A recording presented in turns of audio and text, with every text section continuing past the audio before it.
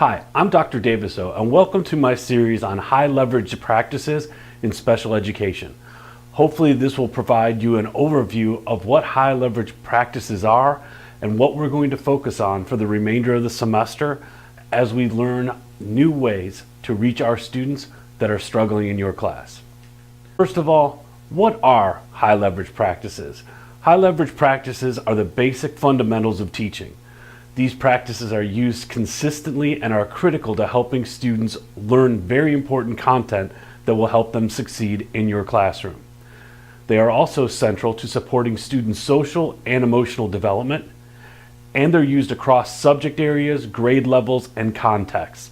This applies to K-12 special education. This is our world. They are high leverage not only because they matter to student learning, but because they are the basic skills for advancing teaching and advancing skill levels in our students. So, what are the high leverage practices that have been identified? TeacherWorks looks at this and they found that leading a group discussion is a key practice that teachers should have. Explaining and modeling content, practices, and strategies. Are you able to elicit and interpret individual students' thinking?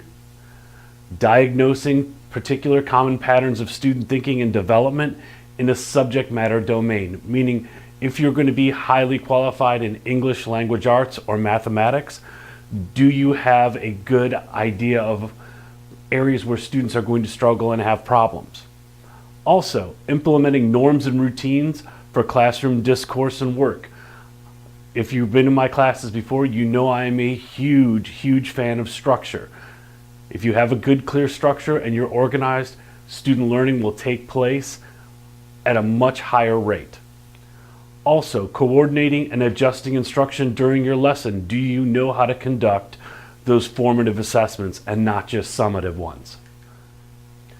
Are you able to specify and reinforce productive behavior? Remember, we're looking to reinforce positive behavior rather than just consistently punishing negative behavior.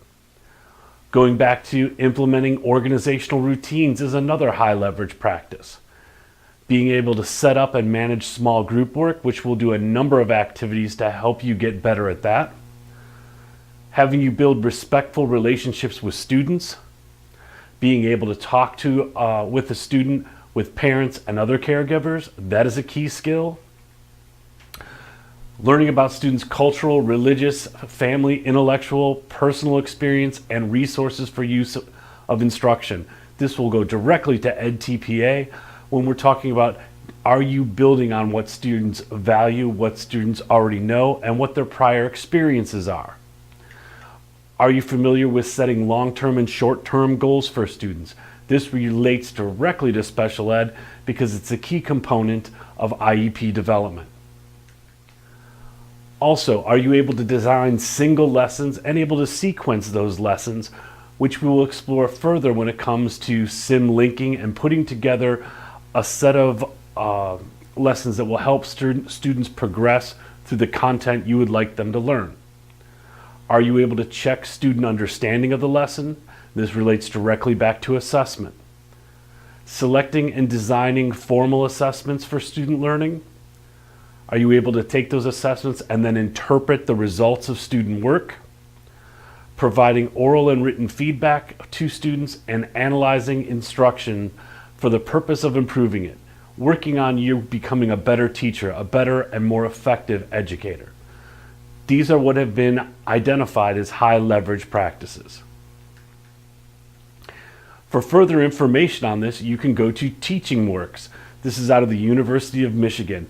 Each one of those high leverage practices would be explained in greater detail, and the provision of examples are there for you to explore. I also went a little bit further and we looked at high leverage practices and teacher preparation in special education.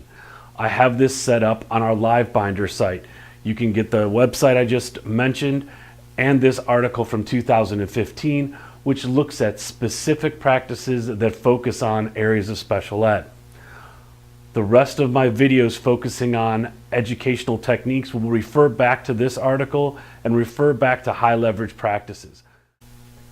If you're in one of my classes, remember to take the corresponding quiz related to high leverage practices. Thanks for watching.